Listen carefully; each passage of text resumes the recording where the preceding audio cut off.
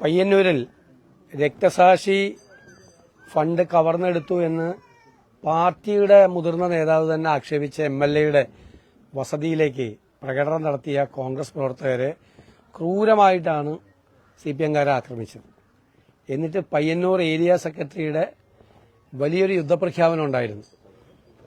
ആര് മാർച്ച് നടത്തിയാലും അവരെ ക്രൂരമായി മർദ്ദിക്കുമെന്നുള്ള ധിക്കാരം നിറഞ്ഞ നിലപാടാണ് സ്വീകരിച്ചിരിക്കുന്നത്. മുഖ്യമന്ത്രിയുടെ ജില്ലയിലാണ് ഒരു പാർട്ടി സെക്രട്ടറി ആരെയും എന്തും ചെയ്യും, എന്ത് അക്രമം നടത്തുമെന്നുള്ള അക്രമമുള്ള ഒരു അക്രമവാസന വർദ്ധിപ്പിക്കുന്ന തരത്തിലുള്ള പ്രസ്താവന നടത്തിയത്. സിപിഎം ഇത് തന്നെയാണ് സിപിഎമ്മിന്റെ സ്വതസിദ്ധമായ സ്വഭാവം.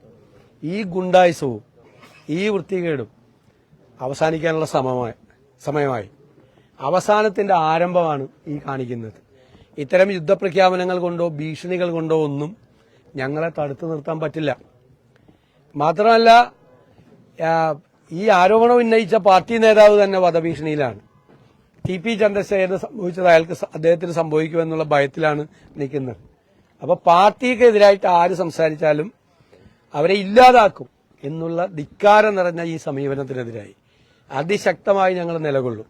ഇവർക്കെതിരായിട്ടുള്ള ഇത്തരം പ്രഖ്യാപനങ്ങൾ നടത്തുകയും അക്രമം നടത്തുകയും ചെയ്ത അക്രമകാരികൾക്കെതിരായി നിയമപരമായി നടപടികൾ സ്വീകരിച്ചില്ലെങ്കിൽ ഞങ്ങൾ ഏതറ്റം വരെയും പോകും. കാരണം ഇത് അക്രമത്തിനുള്ള പ്രഖ്യാപനമാണ്, പരസ്യമായ പ്രഖ്യാപനമാണ്. മുഖ്യമന്ത്രിയുടെ ജില്ലയിൽ നിന്നാണ്.